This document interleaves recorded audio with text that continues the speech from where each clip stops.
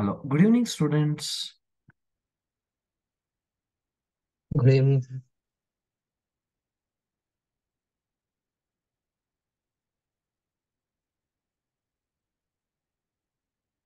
Yeah.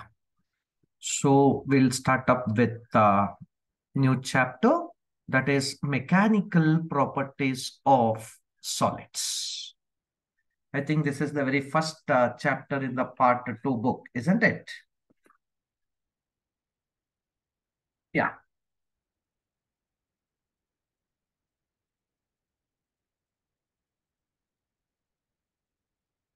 fine, students.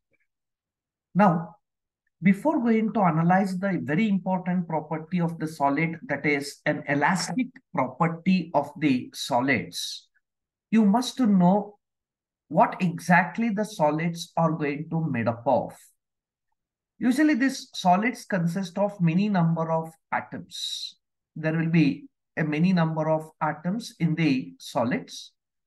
All these atoms are going to be an attractive in nature. This attraction between these two atoms is what we called as an electrostatic interaction. So whatever the force is there between the two atoms, that is called as an electrostatic attraction. Sir, why it is considered as an electrostatic? Because this atom consists of positively charged protons and negatively charged electrons. There are some charged particle in the atom. That charges will exert a electrostatic interaction between the charges of the atoms. So whatever the electrostatic force is there between the charges of the atom, that force is what we called as an interatomic force. So why the force is going to exert in the solid? That is because of the interaction force between the two atoms. Why the atoms will exert the force? Because that atom consists of what? A charged particles. And please remember, this interaction force between the two atoms is going to exist up to 10 power minus 10 meter. The minimum separation between the two atoms must be angstrom. Angstrom means 10 power minus 10 meter. Suppose if the distance is still even less than the angstrom, even if it is less than 10 power minus 10 meter, what happens? Electrostatic force will not dominate them. There will be one more extra force is going to exert, that is called the nuclear force, that will come into picture. But we are not going to consider that. We are going to maintain the minimum separation of the two atoms by angstrom, that is 10 power minus 10 meter. So we are going to stick on only to the electrostatic force between the two atoms. So what is the minimum distance between the two atoms we have to maintain? That is in terms of angstrom. That is called the atomic size. Now, whenever the two atoms are going to be placed in the atom, because of its configuration, it will possess a energy. That energy we call it as a potential energy. Potential energy. You know that the potential energy is denoted by the symbol U. Now, if I place one more atom over here, let us say the separation between these two atoms is separated by dr. Between these 2 points, let us say between A and B, the change in the potential energy is du. What is du? Du is the potential energy difference between the atoms A and B. If I say UA is the potential energy for the atom A, UB is the potential energy for the atom B, then the difference in this energy is denoted with du. And you know that work is nothing but the force into the displacement, force between A and B. Suppose if I say the force is exerting between A and B from A to B like this, definitely you know that the displacement should be attracting towards the A because there is an electrostatic force which is attracting here. You know that work is nothing but the force into the displacement. Here the displacement between the two points A and B is dr, and F is the force between these two atoms. Clearly you can notice this force and displacement are in the opposite direction. Because of that opposite direction, I'm going to use minus sign. This minus sign indicates the force and the displacement are in the opposite direction. You know pretty well that this work done is nothing but the energy. What is the energy we have between A and B, Appa? Between A and B, what is the energy we have? Du, which is nothing but minus F into dr. So what is F here? F is nothing but minus du by dr. So how to calculate the force of interaction between the two atoms, students? We are calculating the force between the two atoms by using this formula, that is minus du by dr. Du is the change in potential energy. dr is the separation between the 2 points. So this is how we are calculating the interatomic force. That is the force between the two atoms. That is F equals to minus du by dr. What is that negative sign indicates?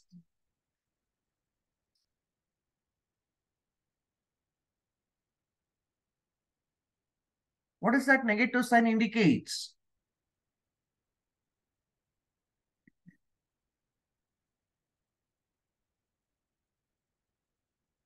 You can notice that negative sign indicates that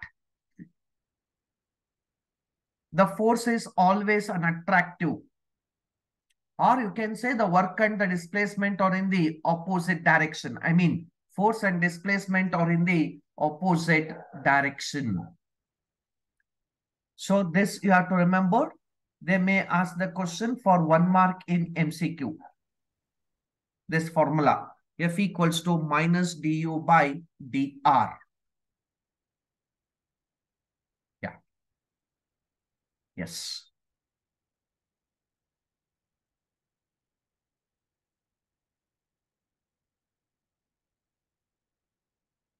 Come to the next very important property, that is elasticity. What is elasticity? Now, students, I will consider one body here. Now, let us say this body is fixed here. This body is fixed here.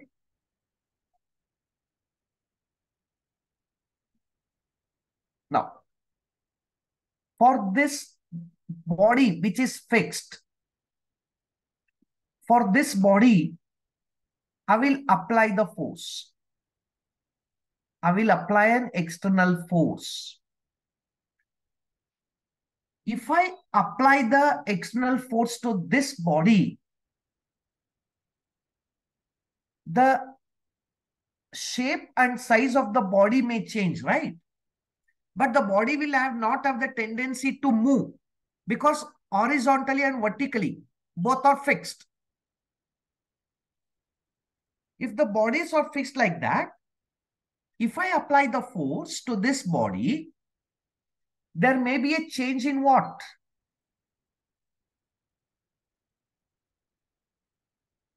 There may be a change in what? The shape and the size. So the force which is changing the shape and the size of the body, that force is what we call as a deforming force. So the force which keeps on changing the shape and size of the body is considered as what? a deforming force. Now, suppose if I remove that deforming force, what happens? If I remove the deforming force, if I take back this,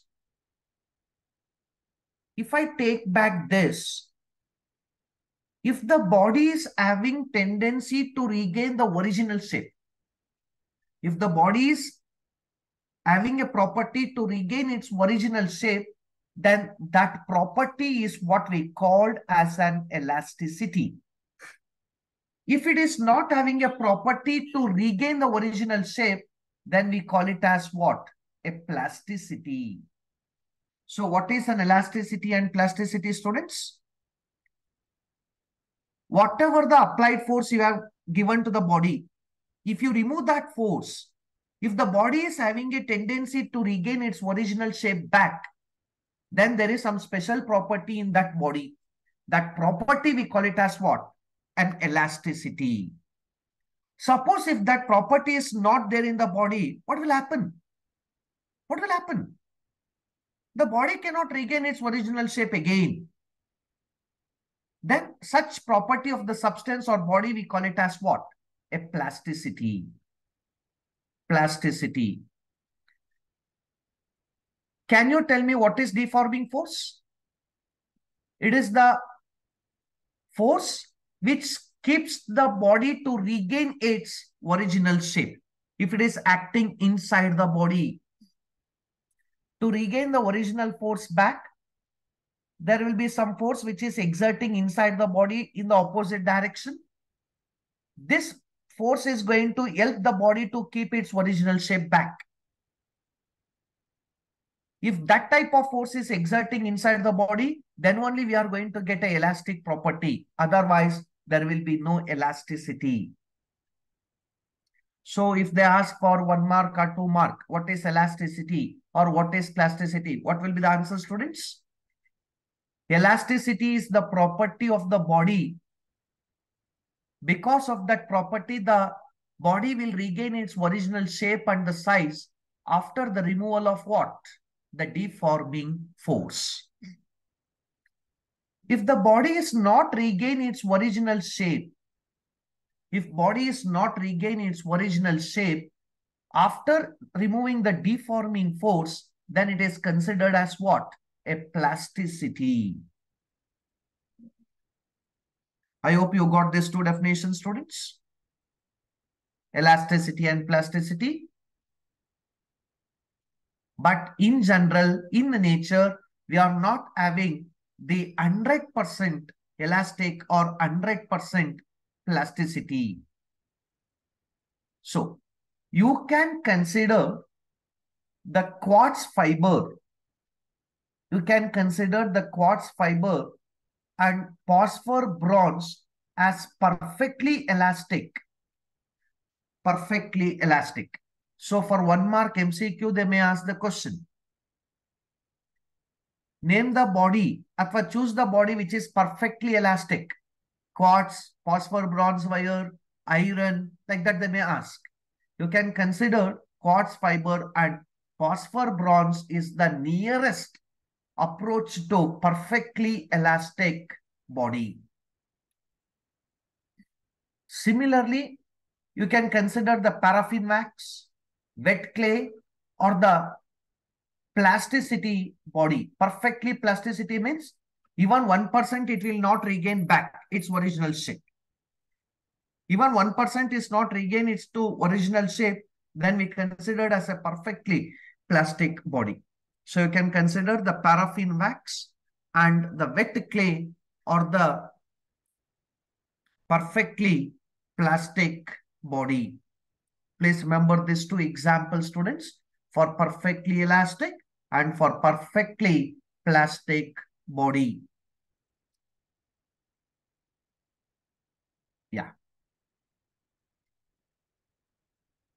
Now, let me know what is an elastic limit.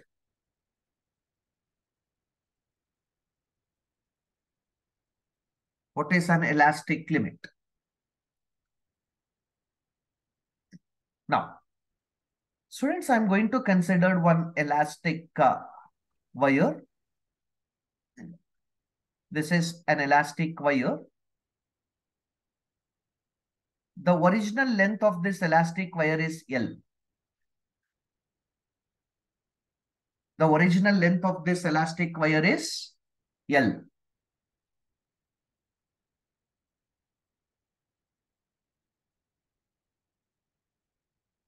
This is an elastic wire. Now, I will fix this one end of the wire. I will fix this one end of the wire. Now, I will apply the force in this direction. I will apply the force in this direction. If I apply the force in this direction, what happens?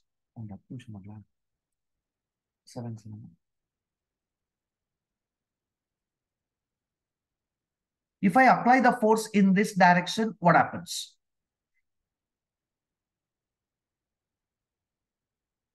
The body will stretch or what? This is elastic wire, right? So this elastic wire will stretch. So the wire will become like this. So this is the change in the length or increase in the length, L dash. Students, can you tell me what happens if I increase this force?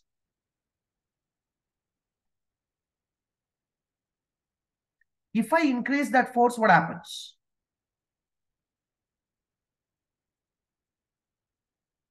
Still it stretches more or what?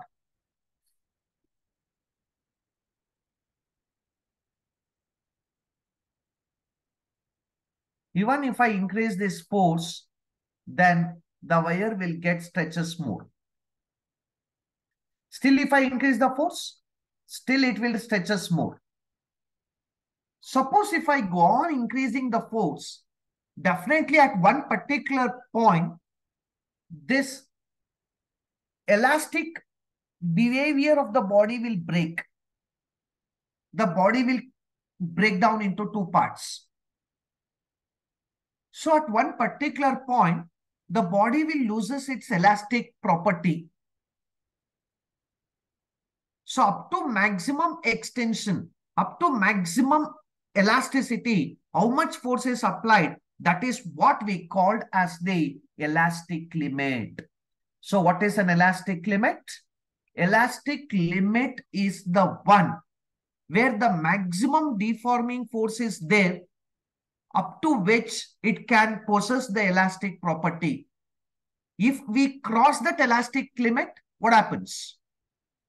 The body will loses its elastic property. Up to what maximum force the body can regain its original elastic property, that is what we called as students, can you hear me? Yes, sir. Okay.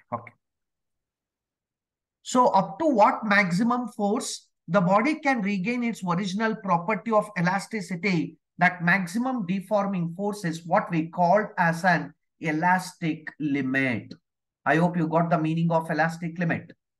It is the maximum deforming force up to which the body retain its property of elasticity. That is called elastic limit. If you cross that maximum deforming force, what happens? It loses its elastic behavior property. So from there onwards, the body will not regain into original shape or this size. That is what we called as the elastic limit. So elastic limit is the maximum force up to which the body regain its elastic property. That maximum deforming force, we call it as an elastic limit.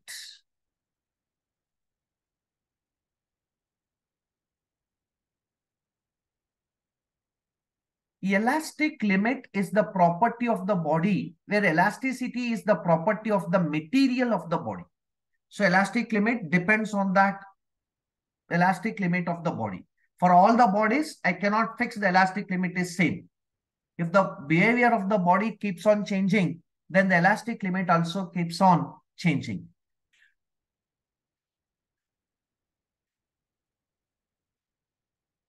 Okay. Come to the next very important term, that is stress. Students, let me consider one elastic body. This is an elastic body. For this elastic body, I will apply the force. This force will change the shape of the body. This force will change the shape of the body. The force which changes the shape of the body, what is that force called? What is that force called? Deforming force. And which type of body we have considered? We have considered an elastic body. Can you tell me what happens if I remove this deforming force? If I remove this deforming force, can you tell me what happens to that elastic body? Okay. It's original. This elastic body will regain its original shape, isn't it? To regain this original shape, inside the body, there will be some internal force. That internal force will help the body to bring the original shape. This force, we call it as the internal restoring force. This force which is exerting inside the body to regain back to its original shape, that force we call it as internal restoring force. Internal restoring force. Now, students, can you tell me how the deforming force and internal force are going to act? Whether they will act in the same direction or they will act in the opposite direction.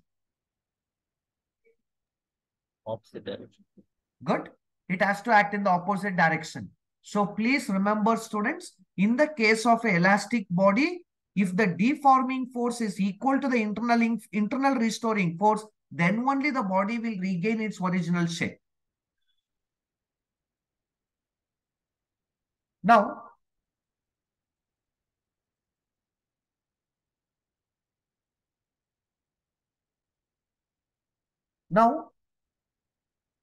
how much of restoring force is acting on the body, you calculate that. But don't calculate the total restoring force for the entire area of the body. You try to calculate how much of internal force is acting per unit area. Per unit area. The internal restoring force per unit area is what we called as the stress. So what is stress, students? It is the internal restoring force per unit area of cross section. That is called as the stress. Can you tell me the formula for the stress then? Force per unit area, isn't it?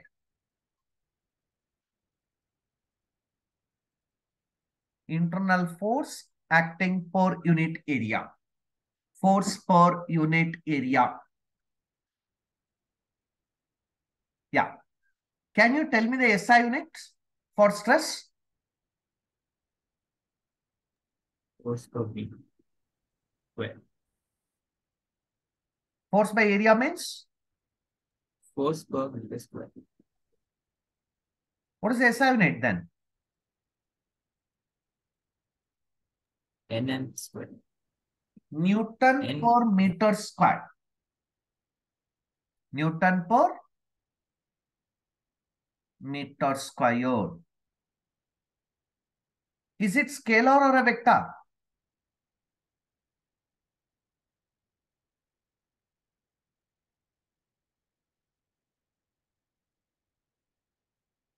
It is a scalar quantity. It is a scalar quantity. Stress is a scalar or a vector? Scalar quantity. What's the SI unit of stress? Newton per meter squared. Yes, students. Can you tell me the dimensional formula for stress?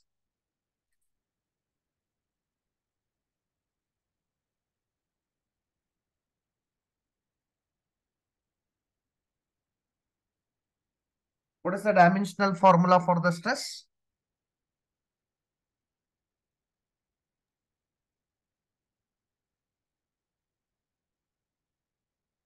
Yes, tell me the dimensional formula. M1 L minus Q and A T M1, L minus Q and L minus 1,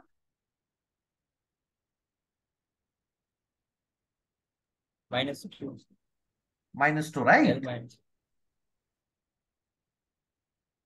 and T minus Q. M1, L minus 1, T minus 2. This is the dimensional formula for what? Stress.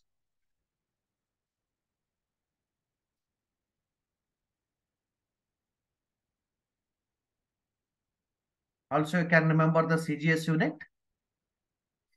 For Newton, it is dyne. For meter, it is centimeter. So, dyne per centimeter squared is the CGS unit of what? Stress.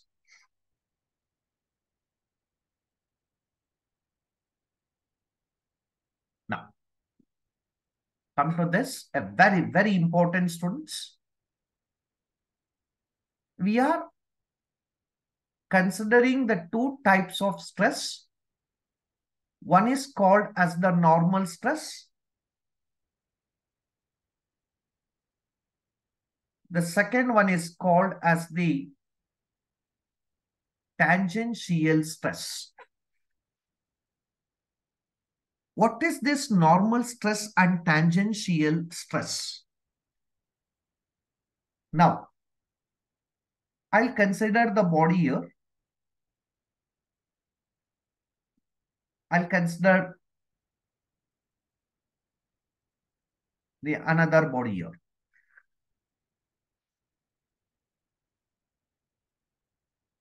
Now, for the first body,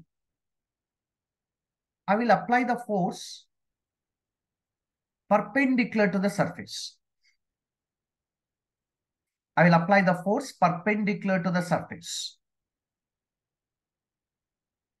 Now I will apply the force parallel to the surface. That is on the surface I'm talking.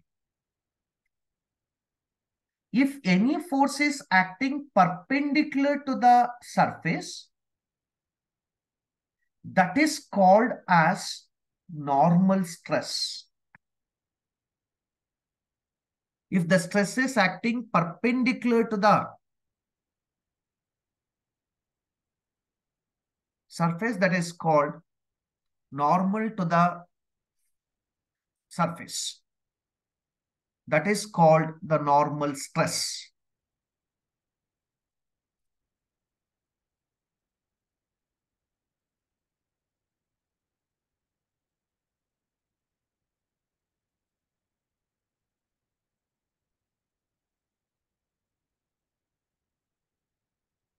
If the force is acting from the surface that is parallel to the surface, then it is called as a tangential stress. This is tangential stress. This is the normal stress. Any doubt related to this? Perpendicular to the surface, normal to the surface, along the surface. Now, you must know what is tensile stress and compressive stress. Now, I will consider a wire like this.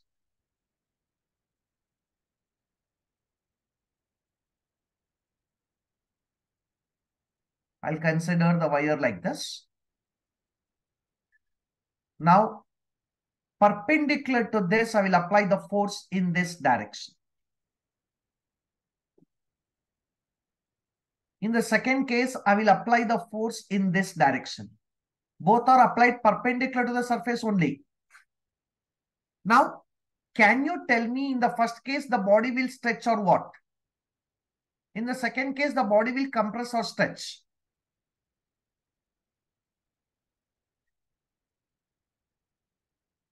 In the first case, if I say L is the original length of the body, in the first case, will the length increases or decreases?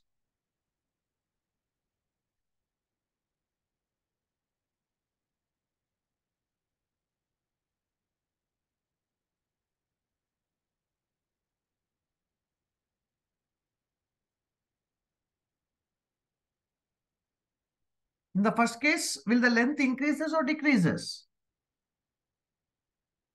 The force is acting outward. The length will increases, right? The length will increases. Now this force will decreases the length. So the stress, which is increasing the length of the body, is called tensile stress. If the length decreases, then it is called compressive stress.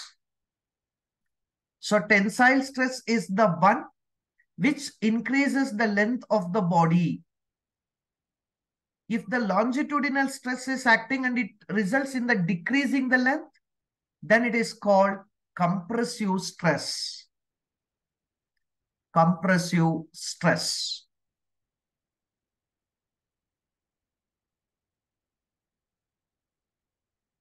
So if there is a change in the length, then we call it as a longitudinal. It is considered as what? Longitudinal. Whenever I'm talking about the longitudinal, please remember you have to always talk in the increasing of what? Length or decreasing the length. Instead of length, if I consider the concept of volume, then we call it as a bulk stress or a volume stress. Bulk stress or a volume stress. How exactly that is going to act here? Yeah, I can write the diagram here for this. Let us consider a sphere here. This is the original volume of the sphere. V is the original volume of the sphere.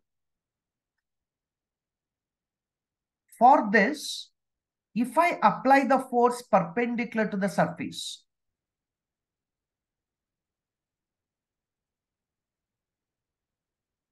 what happens? The sphere will squeeze, right? The sphere will squeeze. There will be a change in the volume. Since this force which decreases the volume of the body, that stress we call it as a volume stress. If the stress increases or decreases the length, then it is called longitudinal. Then it is called longitudinal. If the stress changes with volume, then it is called volume stress or bulk stress. So volume stress means it is the stress which changes the volume of the body. Which changes the volume of the body. longitudinal stress, volume stress. Now, come to the one more type, as I said, tangential stress. For tangential stress, look at this diagram, students. Here the force is not applied perpendicular to the surface. Force is acting on the surface. That is what we called as tangential stress. This tangential stress is also called the shearing stress.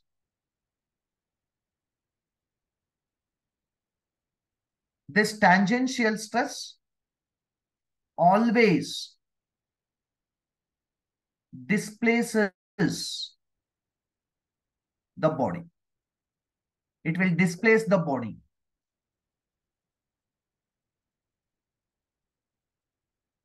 This solid line is the original position of the body.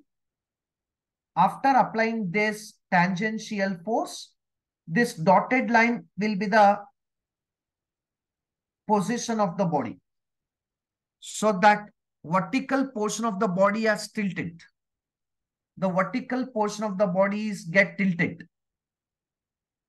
This vertical displacement of the body is because of this tangential force. That stress is what we call as the tangential stress.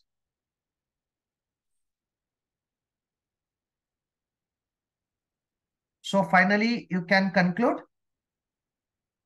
how many types of stress we have analyzed. No doubt, stress means force by area.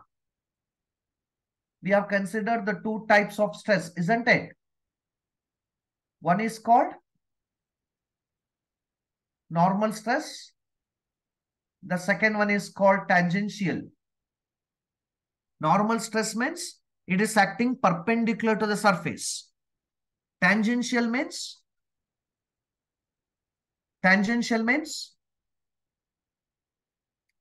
it is acting along the surface. It is acting along the surface. Then this normal we have classified into two types. One is called the longitudinal.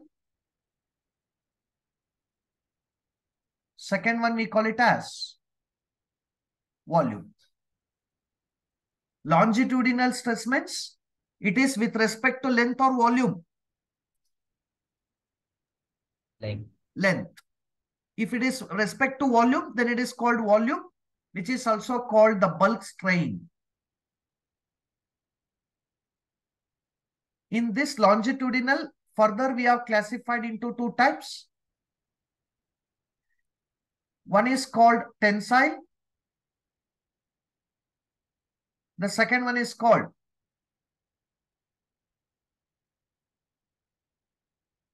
compressive. In the tensile stress, the length increases. In the compressive stress, the length decreases. I hope you got this chart. Stress means force per unit area. Force is force per unit area. If it is perpendicular to the surface, then it is called normal stress. If it is along the surface, then it is called tangential stress. Normal is classified into two types, longitudinal and bulk. Longitudinal is with respect to length. Bulk is with respect to volume. In longitudinal, we have two types, tensile and compressive. Tensile is increasing length. Compressive means decreasing length. Yeah. Yes, the students, can you tell me the answer for this? For this question?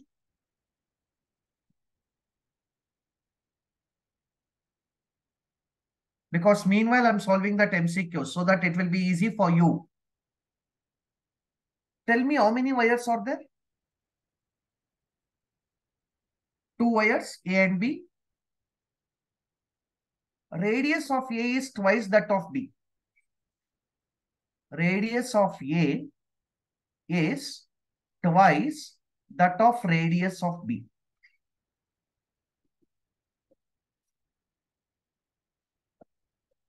They are stretched with the same load. Load means force. Force is same for both A and B.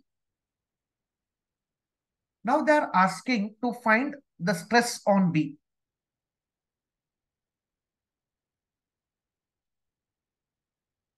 Stress on B. Can you tell me the formula for stress? What is stress?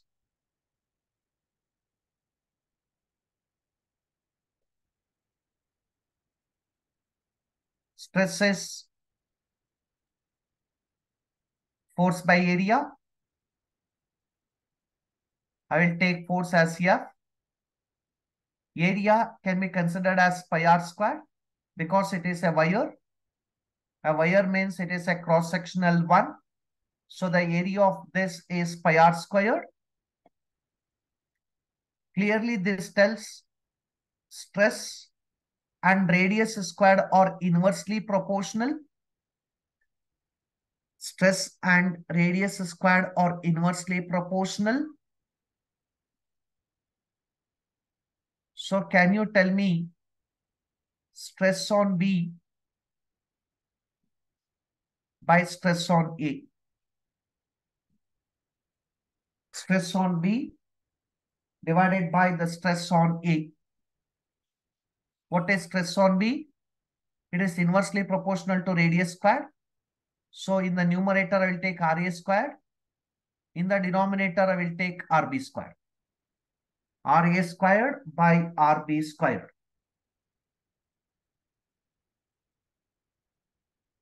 Correct, no? Now they have given that radius of A is 2 times of RB. Radius of RA is 2 times of RB.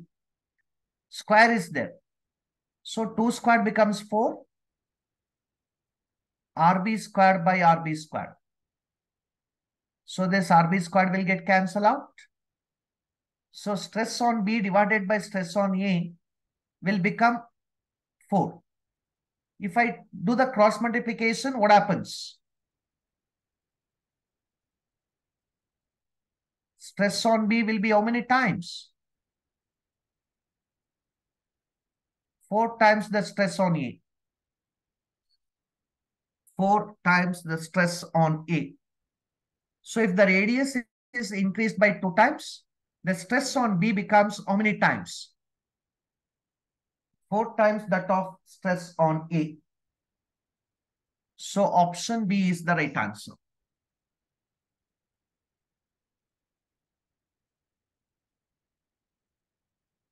So this is the problem based on a very direct formula, that is stress is equal to force by area. I hope students you got this concept. Got it or what? Yes, sir. Okay. Now, come to the next concept, that is the strain. What is a strain? Now, suppose if I consider an elastic body, I'll consider an elastic body here.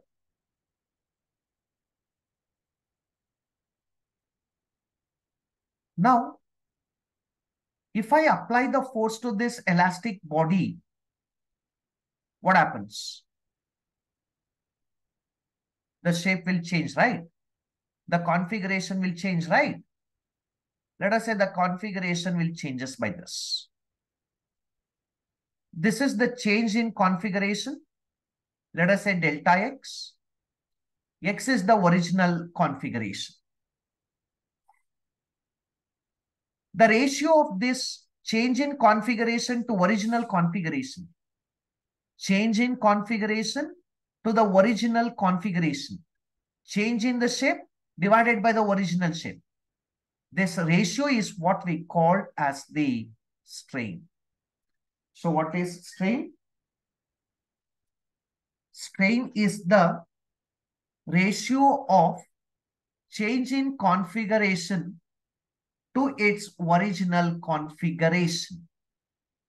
The ratio of the change in configuration to the original configuration is called as the strain.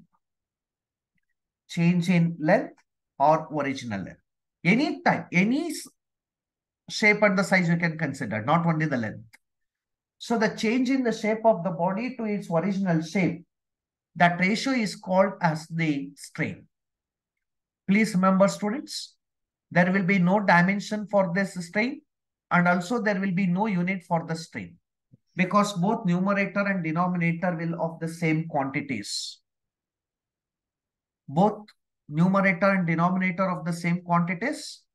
Therefore, it is not going to be the dimension quantity. It is a dimensionless quantity. And there will be no unit for the strain. Please remember. Okay. Now we are talking the strain into three types. We are considering the strain into three types. One is called the linear strain.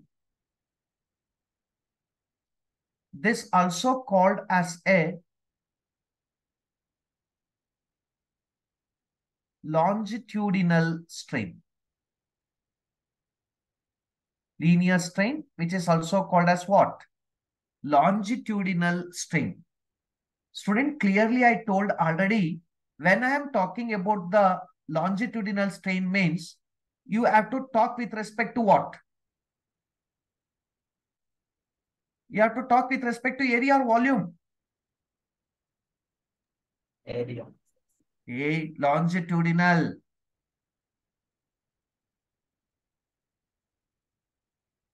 Longitudinal means with respect to length, isn't it? So how do you define the longitudinal strain then? Change in what?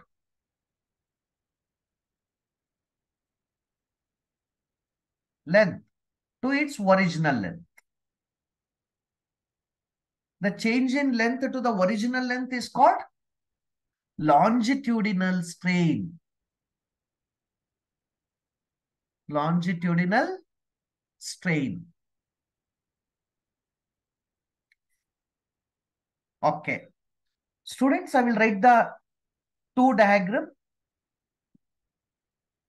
This is the original length upper L. For the second case also, I'll consider the original length as L. Now, I will apply the force in this direction. I will apply the force in this direction. Can you tell me what happens in the first case?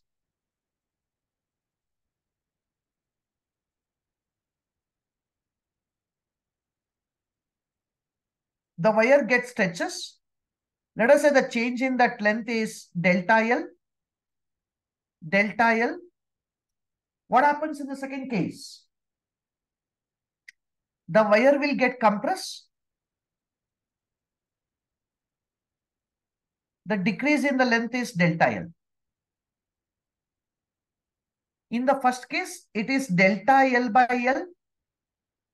In the second case also, the change in length is delta L by L only.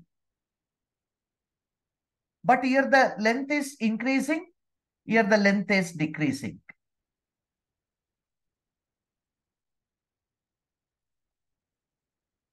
So this is called compressive strain. This is called tensile strain. That is the only the thing you have to remember, students. If length increases, it is considered as tensile. If length decreases, it is considered as compressive. No doubt, both are longitudinal strain only. Both the delta L by L, in the second case also delta L by L, both are longitudinal strain, no doubt. But in the first case, the length increases. In the second case, length decreases. If the length increases, it is called tensile. If length decreases, it is called compressive. That is the only the difference.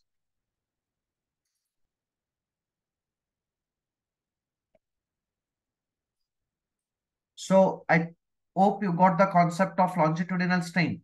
Change in length to the original length. Okay. Come to the second strain, that is bulk strain or a volume strain. Volumetric or volume strain. It is also called bulk strain. Bulk strain. With respect to bulk bends, I have to talk about length, area, or volume.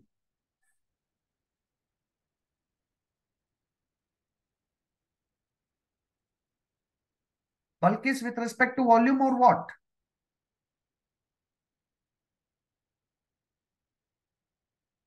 When I'm talking about bulk strain, it is with respect to volume.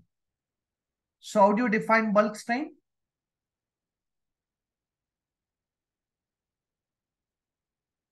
Change in volume. Change in volume to its original volume. Change in volume to its original volume is called volume strain or bulk strain. If I say delta V is the volume strain, if V is the original volume, then we can use delta V by V.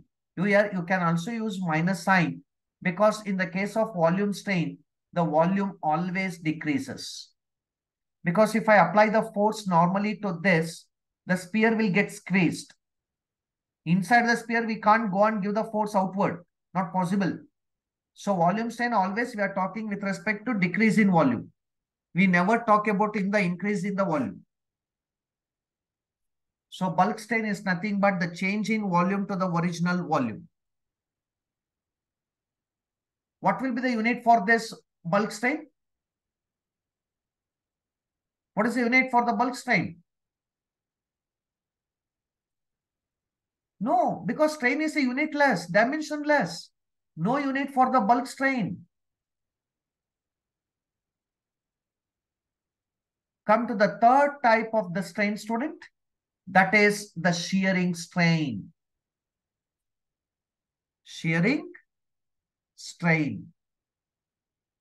In the shearing strain, we are applying the tangential force.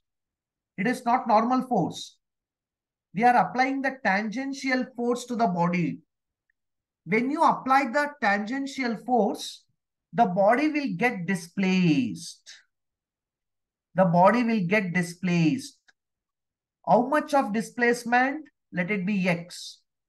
X is the body get displaced. The vertical displacement by this vertical length of the body L. This ratio x by L is called the shearing strain, which is denoted by the symbol phi. If you want, I will write the diagram for you. This is the body. Horizontal surface is fixed. For this, I will apply the force in this direction. If I apply the force, there will be a vertical displacement. Volume will not change. So the vertical displacement of the body is x. The length of this body is L. This vertical displacement x by the length of this body x by L is called the shearing strain. That vertical angular displacement I'm talking about. So this phi will be x by L. It is an approximation formula actually. Shearing strain is given by the displacement of the body divided by the height of the body. X by L is called as the shearing strain.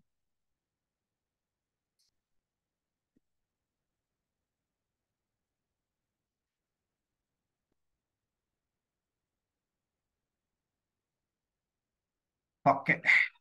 So you have studied the three types of strain, students.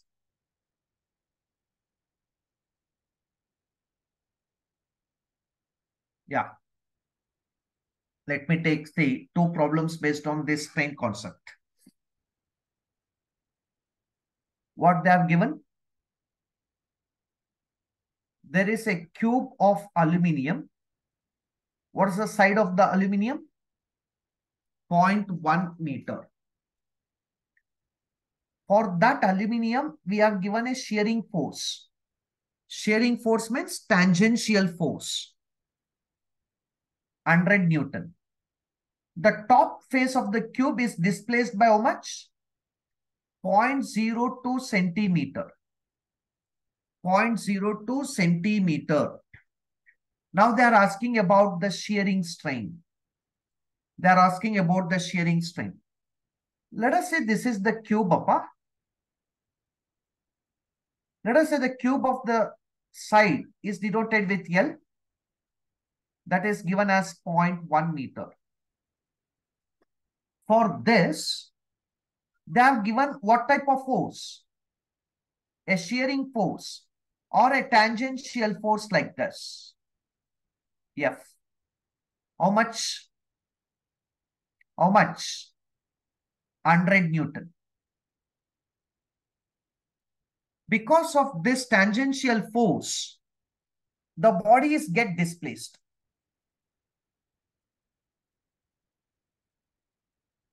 The bodies get displaced by what distance? 0.02 centimeter. 0.02 centimeter.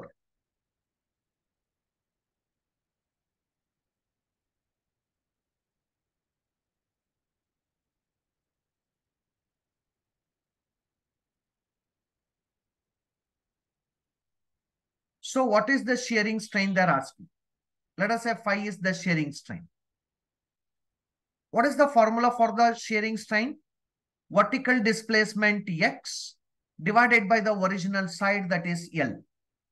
X is 0.02. It is centimeter. So I will say into 10 power minus 2 by length side. Initially they have given 0.1. So this is nothing but 0.002 into 10 power minus 2. So what is the shearing strain? 0.002 into 10 power minus 2. I hope the page is not set up properly for this question, students. There will be options, option A, B, C, and D. I will correct this and I will send the PDF again for you.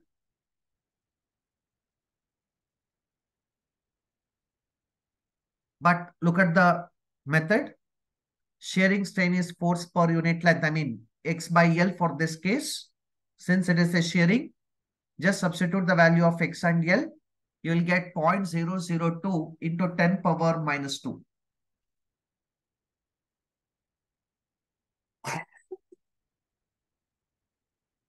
Here also, I think they have missed 10 power minus 2 in the solution.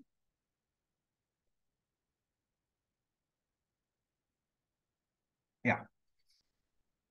Next problem, students. It is a very, very important. Very important. They have asked so many times. A wire is stretched to double the length. What is the value of the strain? Now let us consider the wire. What is the original length of the wire? L. Now I am applying the force here. Because of this force, the body is stretched. Wire becomes double the length. Double the length means the length is increased by how much? L only, no? After stretching, it has to become double the length, means the wire has to get stretched by the length L, isn't it? So this is the change in length. Now they are asking about the strain. How do you define the strain? Change in length by the original length. If the length becomes double, means the change in the length is also equal to how much? L. So L by L. What is L by L?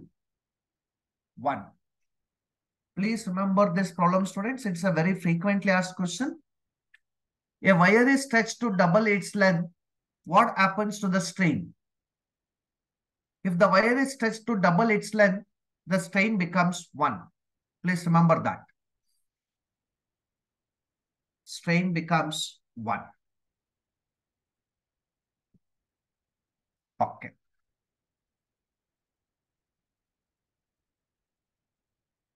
You got this concept right? Okay. Now, before going to this stress strain curve,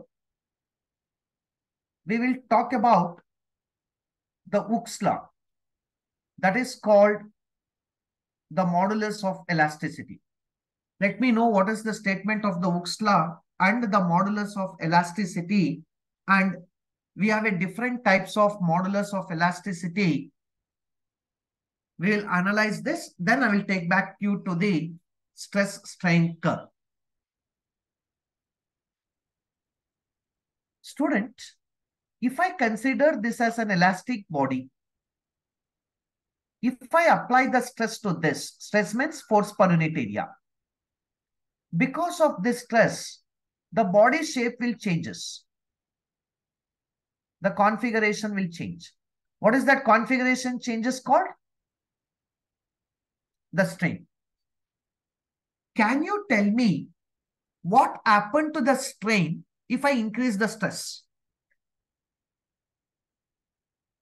If I go on increasing the stress, if I keep on doing more and more, if I give the more and more stress to the body, what happens to the change in the shape of the body? Increases, right? So what is the conclusion, student? You can tell stress is directly proportional to what? The strain. Stress is directly proportional to strain.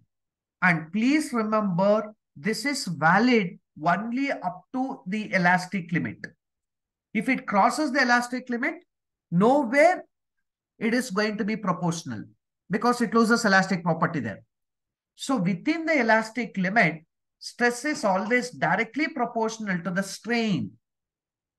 Stress is directly proportional to the strain within the elastic limit. That is what we called as the Hooke's law. What is Hooke's law states? A very important question for 2 mark in board exam. Within the elastic limit, stress is directly proportional to the strain. To remove this proportionality constant, we are introducing a constant like E into strain. What is E then? Stress divided by strain. E is called the ratio of stress to the strain. This E is a constant called modulus of elasticity. What is that E called? Modulus of elasticity. Can you define the modulus of elasticity?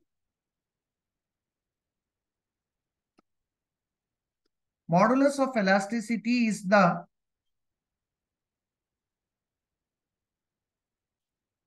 ratio of stress to the strain within the elastic limit.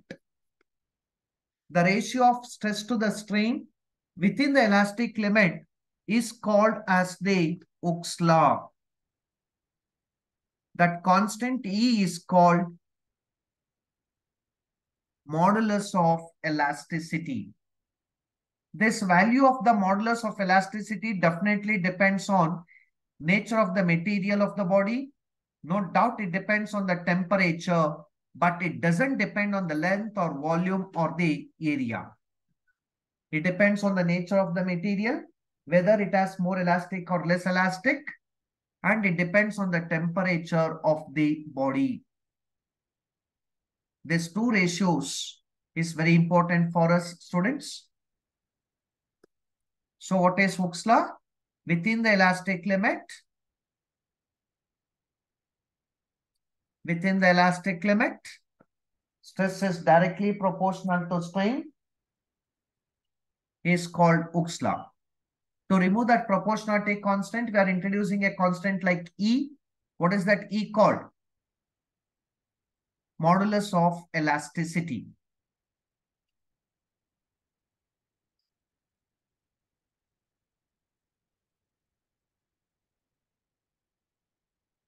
Okay. Now, there are three types of modulus of elasticity. There are three types of modulus of elasticity. One is called Young's modulus of elasticity, denoted by the symbol Y. Second one is called the bulk modulus of elasticity, denoted with K. In some books, they have also denoted this bulk modulus with B. You can either use K or B for bulk modulus. And the third type of modulus of rigidity, that is rigidity modulus or modulus of rigidity, denoted with the symbol eta. Eta. So we are going to talk about the three types of modulus of elasticity. Y stands for Young's modulus. K stands for bulk modulus. Eta stands for rigidity modulus. Yes. How do you define the modulus of elasticity? Modulus of elasticity is defined as stress divided by strain. So even for bulk modulus of elasticity means, no doubt it is nothing but stress divided by strain. Even for rigidity modulus means, it is stress divided by the strain. Because all the three are the modulus of elasticity only, no. So it is stress by strain, stress by strain, stress by strain only. But in the case of the Young's modulus, we are talking about the longitudinal stress. Longitudinal stress to the longitudinal strain is called Young's modulus. So what is Young's modulus? Longitudinal stress to the longitudinal strain. Similarly, bulk modulus is defined as volume stress to the volume strain. Volume stress to the volume strain is called as bulk modulus of elasticity. If you are talking about the shearing stress to the shearing strain, then this ratio we call it as rigidity modulus. So how many types of modulus of elasticity we have? Three types. Young's modulus, bulk modulus, rigidity modulus. How do you define Young's modulus, students? Longitudinal stress to the longitudinal strain. How do you define bulk modulus? Volume stress to the volume strain. How do you define rigidity modulus? Shearing stress to the shearing strain. Now, tell me the formula for all these things now. Longitudinal stress, force by area. Longitudinal strain, delta L by L, change in the length by the original length. So F by A into this L goes up. L divided by delta L. L divided by delta L. So this is the formula for Young's modulus. Similarly, tell me the formula for K. Volume stress. Stress means force by area. Volume strain means delta V by V. Similarly, for rigidity, force by area. Shearing strain means X divided by L.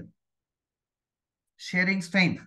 In the previous example, we have explained X by L.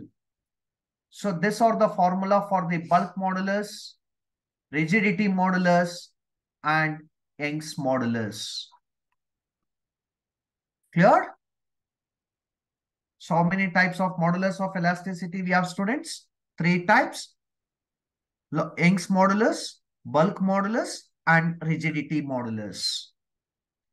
And in the bulk modulus, the reciprocal of this bulk modulus is called compressibility. The reciprocal of bulk modulus is called what? The reciprocal of this is called as the compressibility. Compressibility is the reciprocal of what? Bulk modulus. This is also frequently they have asked. For 1 mark MCQs, they may put the question here. Reciprocal of bulk modulus is called compressibility. So these are the 3 types of modulus of elasticity, students. That is Young's modulus. This is the formula actually what I have given. F into capital L divided by A into small l. But here small l represents the change in the length. And I'll solve this question.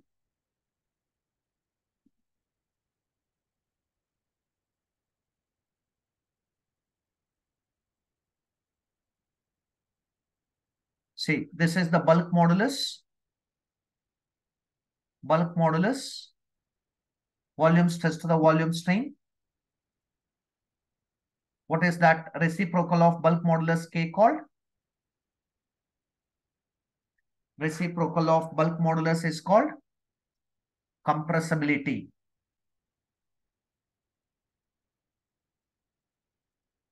And what about the modulus of rigidity? Shearing stress to the shearing strain. You know shearing stress is force by area. You know shearing strain is X divided by L. This vertical displacement by the length of this body, L, X by L.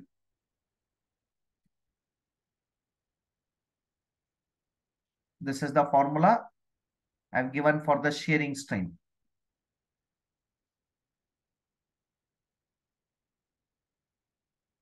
Come to one more very important parameter, student.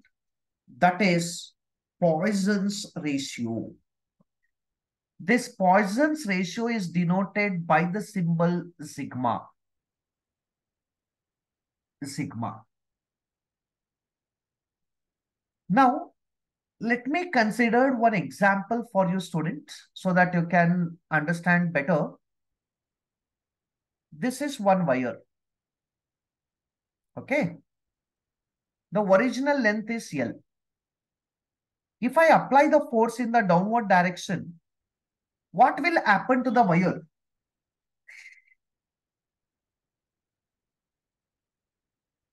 What will happen to the wire?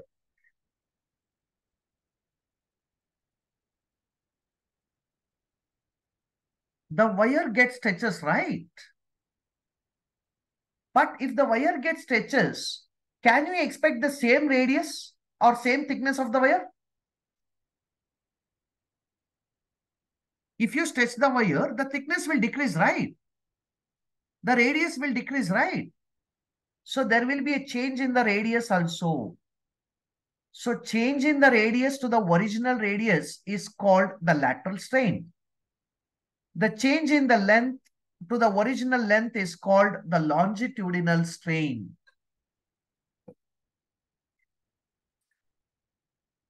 The change in length to the original length is called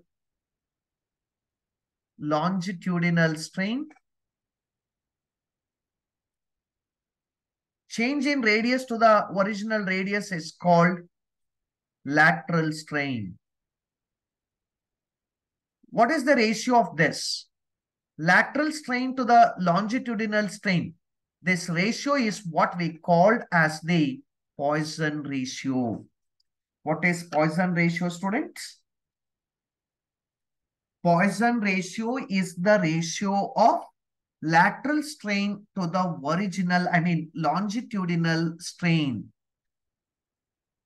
Lateral strain to the longitudinal strain. What is lateral strain? Delta R by R.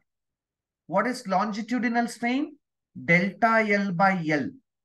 If length increases, radius has to decrease. So I'll denote with minus sign.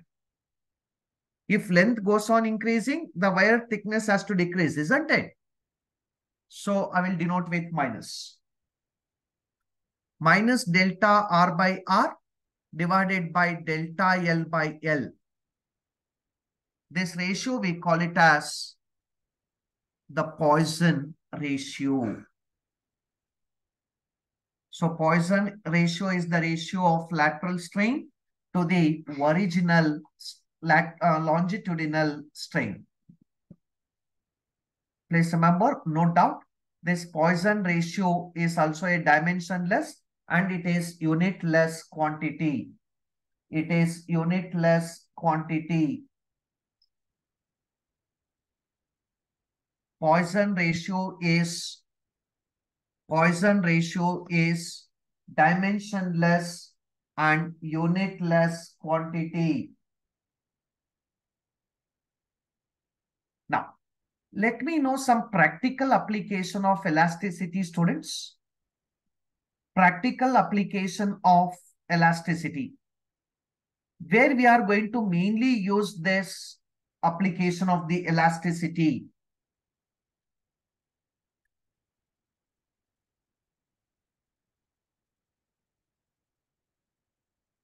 Mainly this elasticity is going to be used in the constructions of the roofs and the bridges.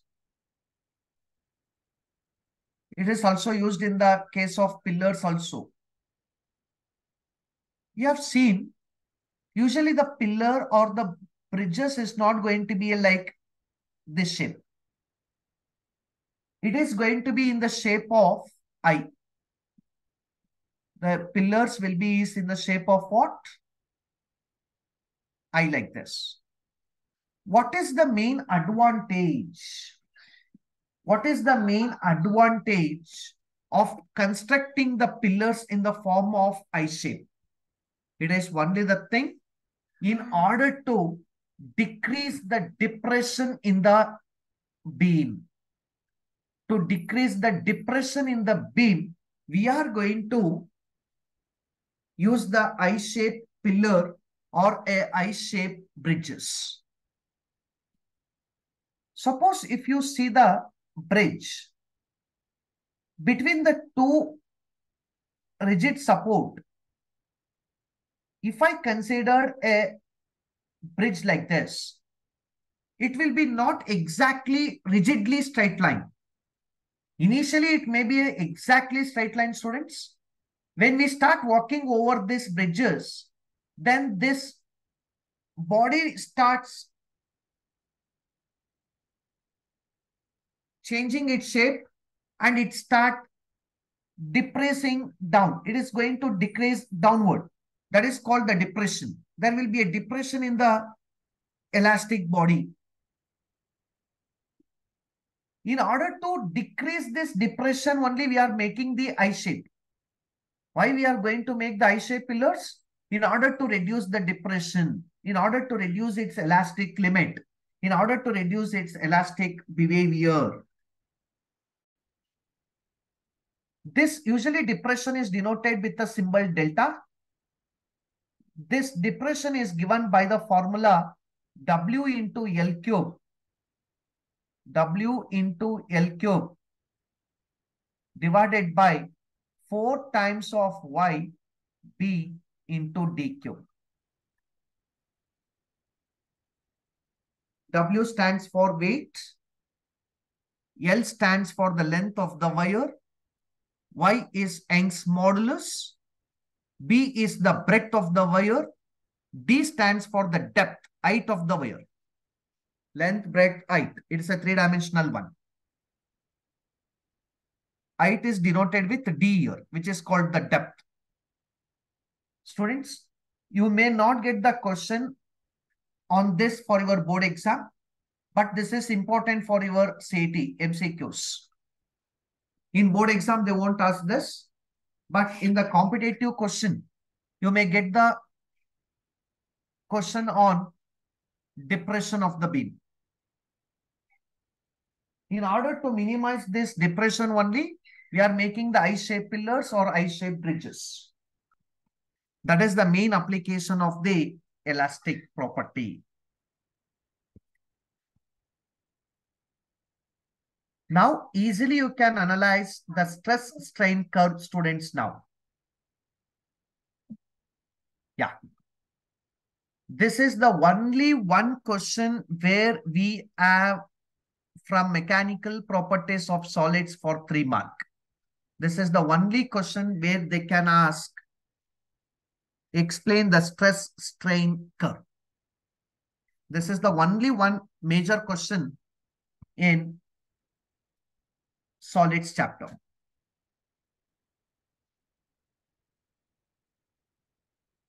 So in the case of a stress strain curve, we are going to explain this by plotting the graph taking the stress along y-axis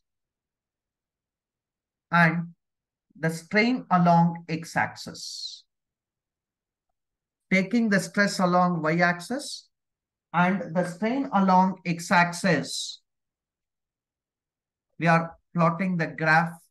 That is what we call as the stress strain curve.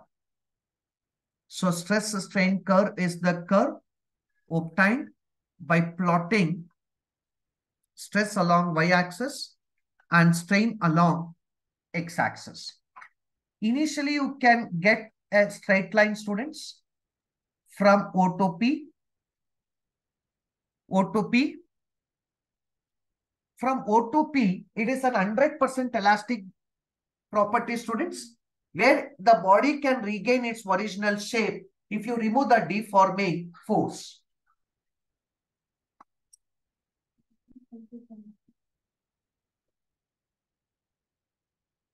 Now, here the body is 100% elastic.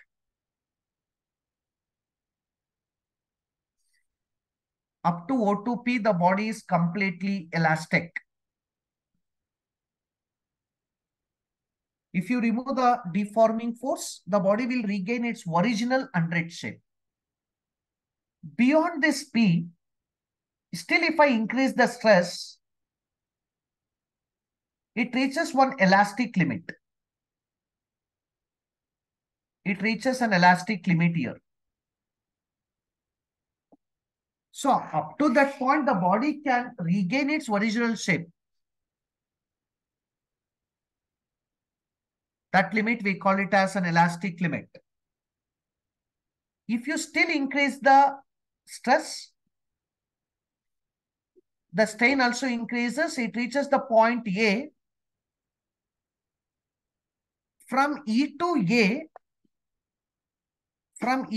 A, the body will regain its original shape, but not exactly in the same path. It will go into some other position. It will go to some other position.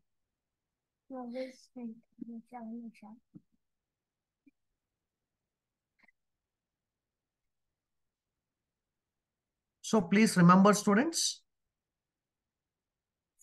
from E to A, the body can regain its original shape, but not in the same path. There will be some permanent sets. It will not exactly come into the same shape. It may take a different shape, but it loses its elastic property a little bit. This is what we called as the permanent set. O dash is called as what? The permanent set. Beyond A, if I increase, the body will not regain its shape. It is called plasticity. Or you can also say yielding point. Still, if you apply, the body will break and it completely loses its elastic property. That is what we called as a fracture point. It is called as what? The fracture point. So please remember, students, up to one particular point, the body will regain completely 100% linearly. Beyond certain limit also it will behave, but it will not come exactly back on the same path. It will not come into the exactly same path. There will be a permanent set. There will be a permanent set. Beyond that permanent set,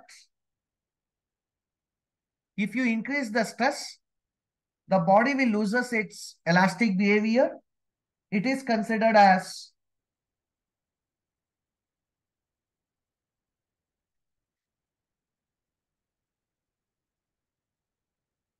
plasticity. Beyond that plasticity, if you break the stress, then it is considered as a fracture point or a yield point. So this is how the stress and strain curve is going to behave. So this is how the variation is going to take place. Here you have to explain elastic limit, plasticity, and about the yield point.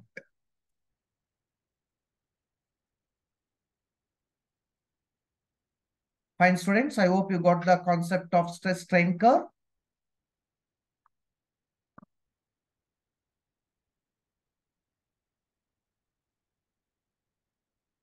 Yeah.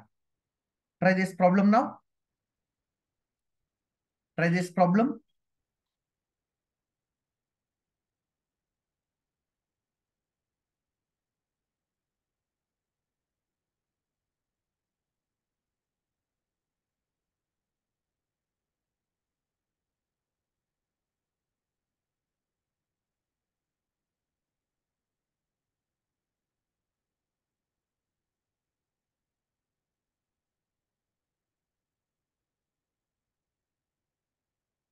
Yeah.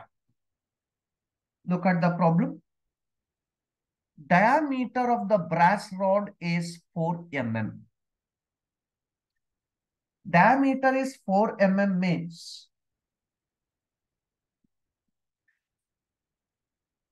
what is the radius? 2 mm. What is the Young's modulus? Young's modulus is 9 into 10 power 10. What is the force required? F. To stretch by 0.1%. 0.1% means change in length to the original length is 0.1%. 0.1% means 0.1 by 100. That is 0.001.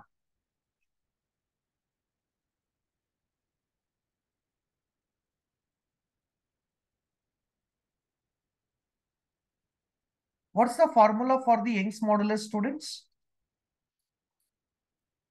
It is force by area into L divided by delta L.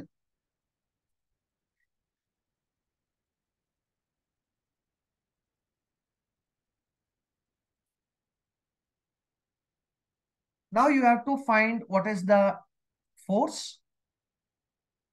So force is Young's modulus into area into delta L by L, isn't it? What is Young's modulus? 9 into 10 power 10. What is area of the wire? Area of the wire is pi r square.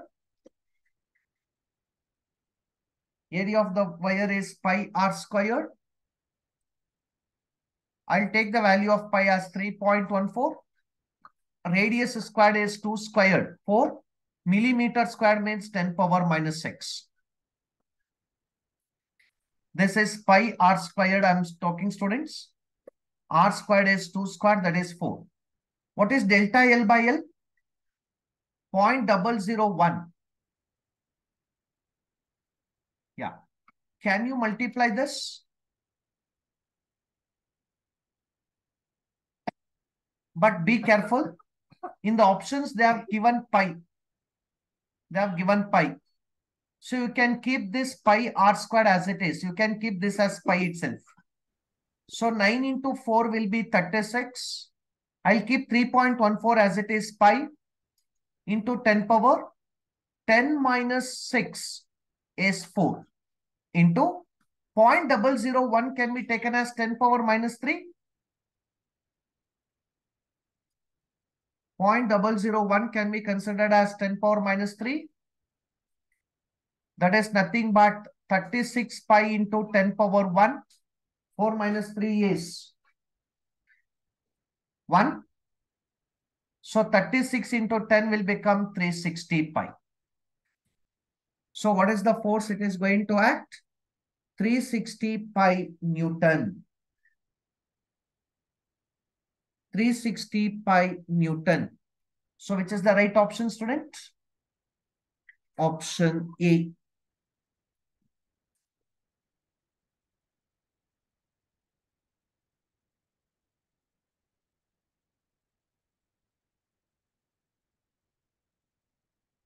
Yes.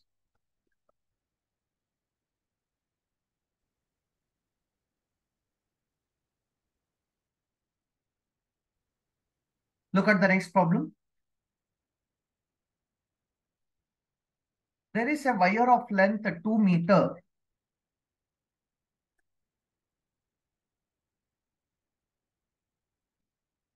that is made up of 10 centimeter cube of copper. So volume is defined. Length they have given as 2 meter. Volume is defined, that is 10 centimeter cube. Force is applied to increase the length by 2 mm. Now another wire of length 8 meter L dash is made up of from the same volume. Volume is same. Force applied to it. Its length will increases by how much? Delta L dash. A very good question, students. I think this was asked in NEET exam, I think. What's the Young's modulus? Formula? Force by area into length by the change in the length. But we cannot proceed with this formula because the data is talking in terms of volume. So how do you define the volume? Volume is area into length. So area is volume divided by the length. So Young's modulus will become force by area into length divided by delta L. If here I multiply L and L, it becomes L squared in the numerator. I will multiply and divide by L. Now, can you tell me what is this area into length?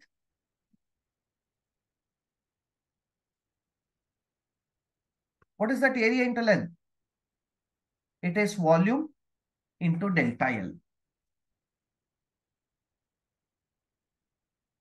So what is delta L from this equation? Delta L is nothing but F into L squared divided by volume into Young's modulus.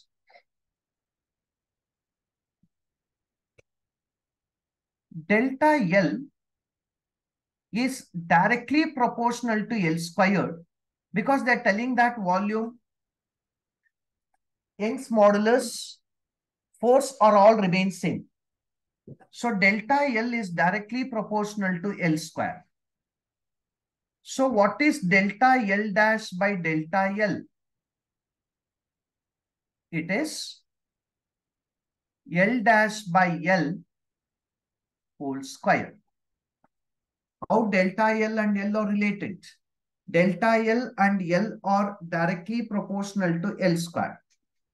So delta L dash by delta L equals L dash by L whole squared. What is L dash? They have given 8. What is L? 2 whole square. What is 8 by 2? 4. 4 square, 16. So delta L dash by delta L is 16. So what is delta L dash? 16 times of delta L. What is delta L they have given? 2 mm. So if I put that delta L as 2 mm, it becomes 32 millimeter. 32 millimeter is nothing but 3.2 centimeter. So option D is the right answer, right?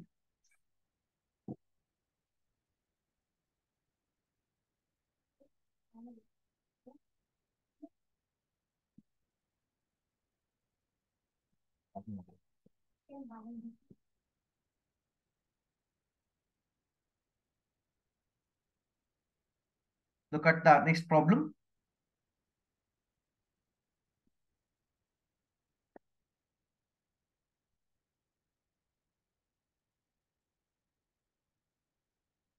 There is a wire of length L, radius R, that is rigidly fixed at one end. On stretching the other end of the wire with a force F, length increases by L. Another wire of the same material, but of length 2L and radius 2R, is stretched with a force 2F. Then what is the increase in the length? What is the increase in the length? Look at this question, student. You know that Young's modulus is nothing but F by A into L by delta L. What is delta L from this? Force into L divided by area into Young's modulus. F into L, area can be taken as pi r squared into y. Now let me write it for delta L dash. The new force is 2F. The new length will be 2L. I'll keep pi as it is. New radius is 2R, but we have a square. So 2R square means what? 4R square. They're telling same material. Same material means Young's modulus will remain same. So in the numerator, we have 2 into 2, that is 4. 4 and 4 is going to get cancelled out. So you'll get F into L divided by pi R squared into Y. So delta L dash is equal to, this is FL divided by pi R squared Y is same as delta L. So I'll denote with delta L. So even after increasing the length 2 times, radius 2 times, and even the force is increased by 2 times. But please remember, student, increase in length in both the cases are same. The increase in length in both the cases are same. So delta L dash is same as the original delta L, that is small l. Change in length is given as L here. Delta L is given as L. So after increasing the length 2 times, radius 2 times, applied force 2 times, the increase in length will remain same. That will be L only.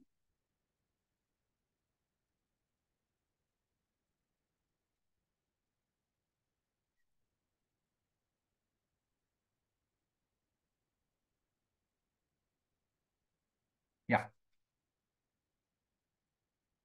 Look at this.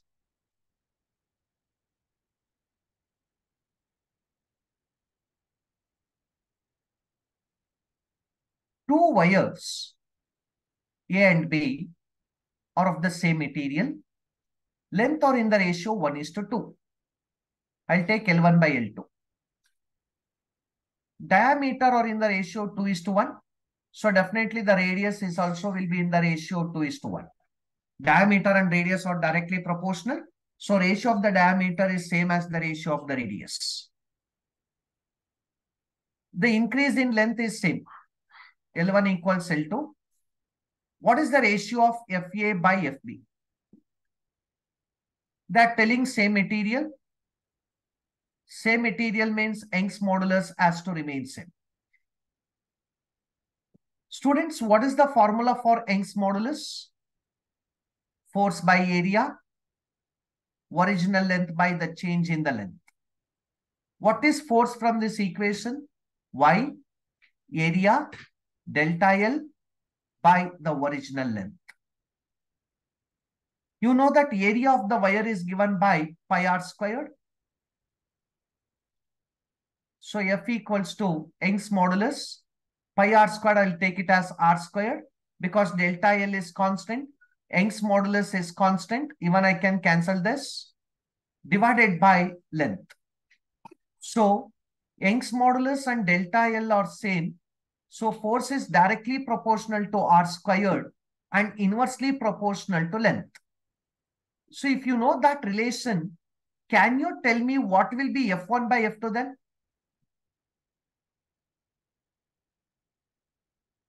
Force is directly proportional to r squared. So it is r1 by r2 whole square into. Force is inversely proportional to length. So it becomes L2 by L1. Please substitute now.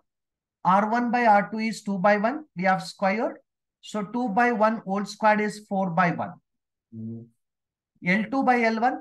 L1 by L2 is 1 by 2. So L2 by L1 is 2 by 1. So 4 2s are 8. 8 by 1. So what is the ratio of the force? It is 8:1.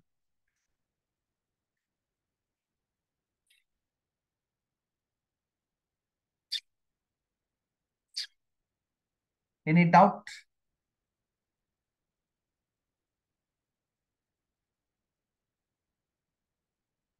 Okay. Look at this problem. A wire is stretched by 0.01 meter with some force F. Another wire of same material. Same material means modulus will remain same. Where diameter and length are doubled with the same force. Then what will be the elongation? Student, you know the formula for elongation delta L? It is force by area into L divided by Young's modulus. F into L, area can be taken as pi d squared by 4 for the wire into Y. Delta L is directly proportional to L and inversely proportional to d squared because they are telling that same force is there, so force is constant. Even it is same.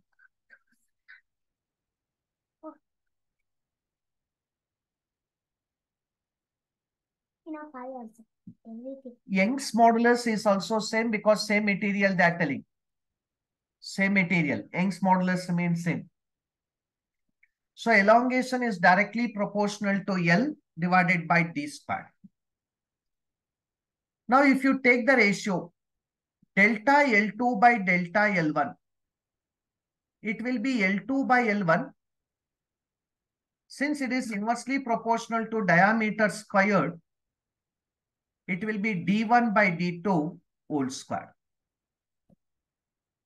Delta L2, the initial elongation is given as 0.01. L2 by L1, length is doubled. Length is doubled. So L2 is 2 times of L1, 2. Diameter is also doubled. So D2 will become 2 times of D1 because we have square, it will become 1 by 4. D2 is 2 times of D1, students. D2 is 2 times of D1. So if I put D2 as 2 times of D1, D1 will get cancelled out. What is 2 squared? 4. So 2 into 1 by 4. 2 into 1 by 4 is 1 by 2. So delta L2 value will be 0.01 divided by 2. 0.01 divided by 2 is 0.005. So which is the right answer? Option A, 0.005 meter. So what is the elongation in the second case?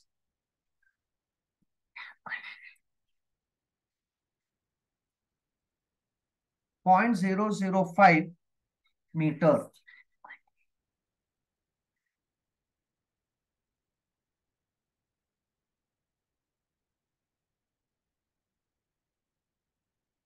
This is quite simple, student.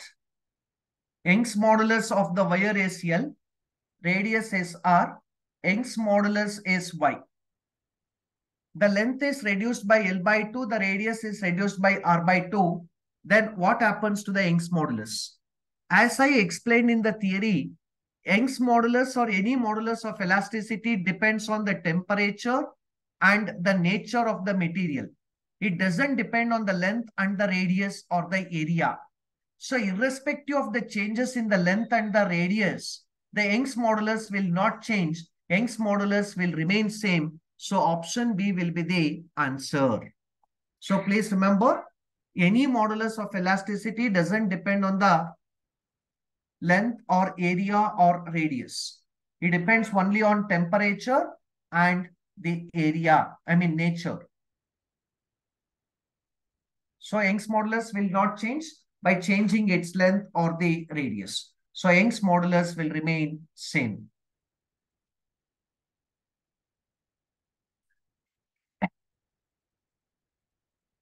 There are two wires A and B. There are two wires A and B. They have the same length, same area of cross section. But Young's modulus of A is 2 times the Young's modulus of B. Then what is the ratio of the force constant? What is the ratio of the force constant? Students, you know what is the force constant?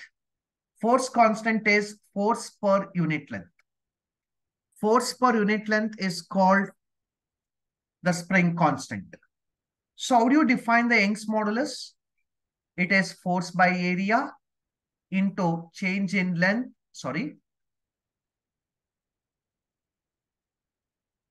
original length in divided by the delta L. So what is Y by L from this? It is F divided by A into delta L. Or we required F by L, right?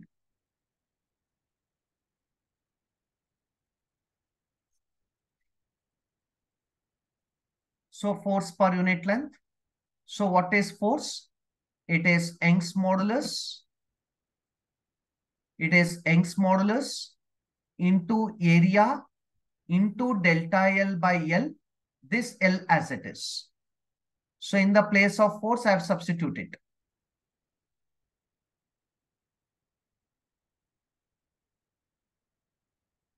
From this, force is YA delta L by L.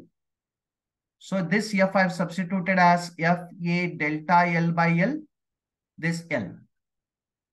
So K is equal to YA delta L by L square.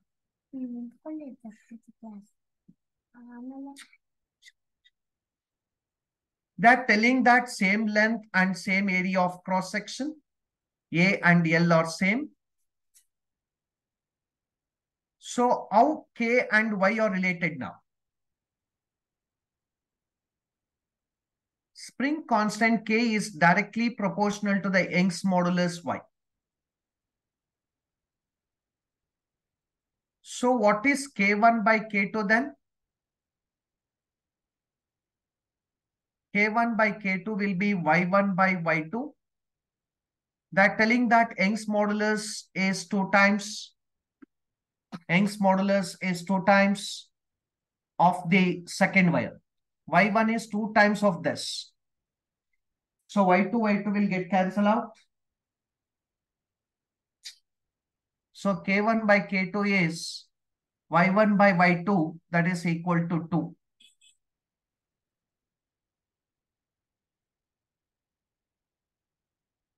So second option is correct. Force constant is 2:1.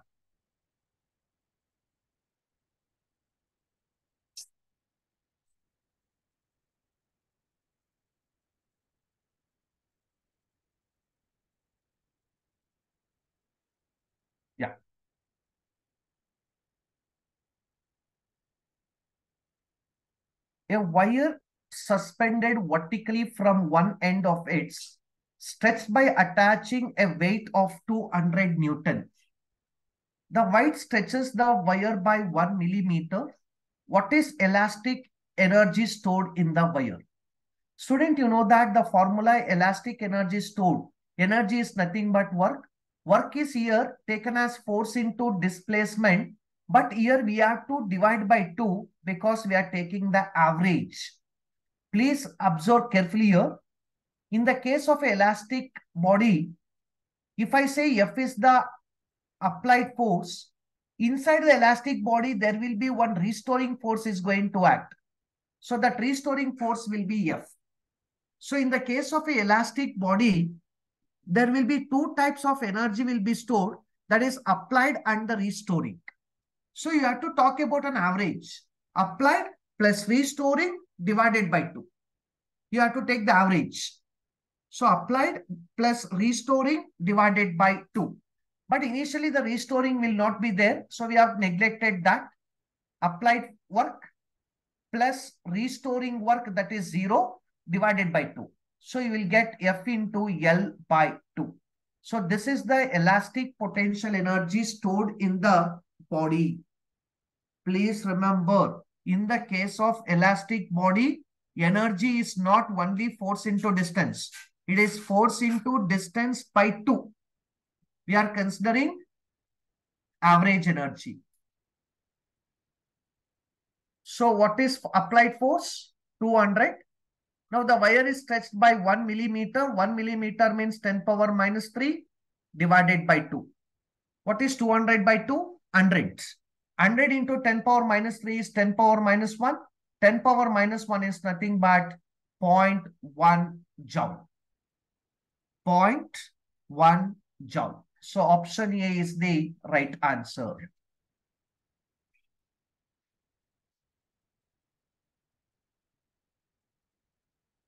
Please remember this formula. Potential energy for the elastic body is F into L divided by 2 for elastic body. I hope you have studied in work power energy also. Something like half kx squared. For elastic body, in the elastic spring, you have studied the energy stored in the spring is given by half k x squared or L squared. You know that k is a spring constant, isn't it? Spring constant is F by L. So if I put k as F by L, 1L and 1L will get cancelled. You will get FL by 2. Actually, here you have done some with integration method and all. Same concept here also, because here also we are talking about elastic energy only.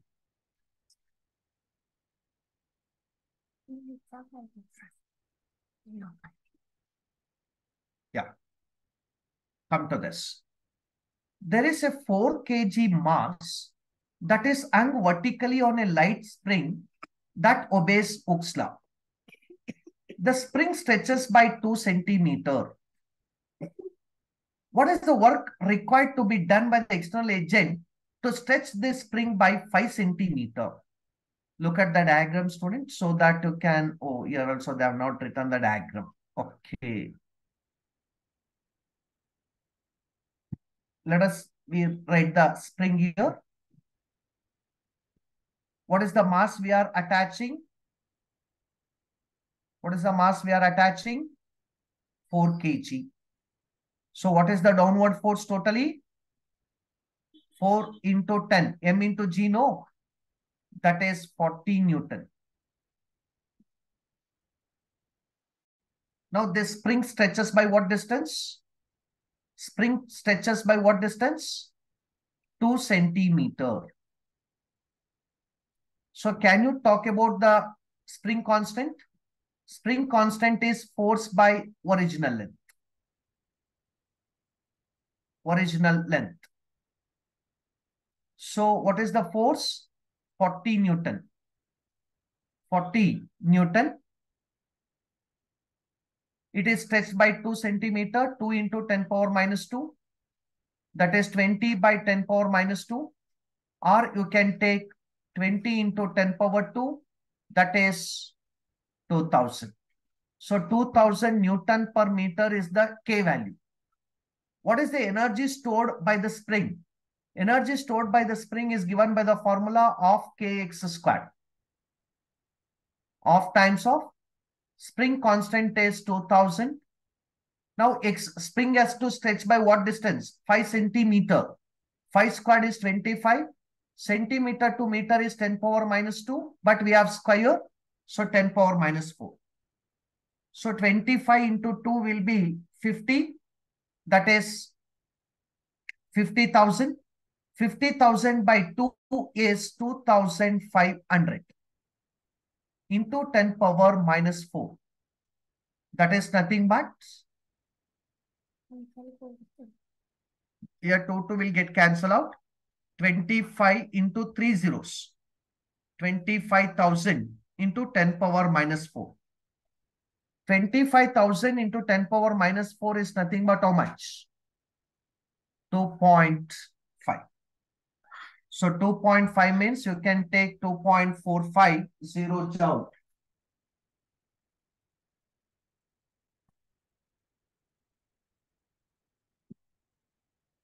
.450 or you can say 2.450 joule. So option B will be the right answer. I think there is one more problem. No, yeah. It's only about 12 problems.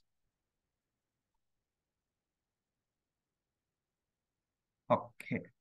I think this and all the theory part I have explained. I will share this PDF to you students so you can practice still some more few problems.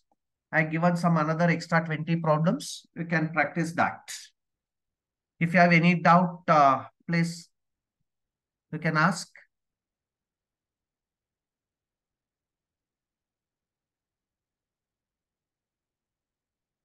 If you have any doubt, you can ask students. Okay, I'll hand over to the Prasanna sir. Over to Prasanna sir. Oh, thank you, sir. So with that, I think mechanical properties of solids is completed, sir. Yes, sir. It is completely done, sir. Oh, excellent, sir. Sure, sir. So in the next class, when we hold it, we will be moving on to fluids, correct, sir? Yes, sir. In this next chapter. Oh, definitely, sir. Sure, sir. So please go through the chapter from the textbook also, students. Tomorrow, there will be no offline class, as I have told you, and no online class also tomorrow. And we are going to have the classes during the vacation period that I will be updating you the schedule, final schedule through message. And tomorrow, students can bring extra back. We're going to give some study materials to you. I'll be meeting you after, during your college hours, and I'll be providing you the materials. Okay, students? All the best. Thank you. Thank you, sir. Thank you very much. Yeah, thank you, sir. Thank you. Thank you. Thank you, sir. Thank you, sir.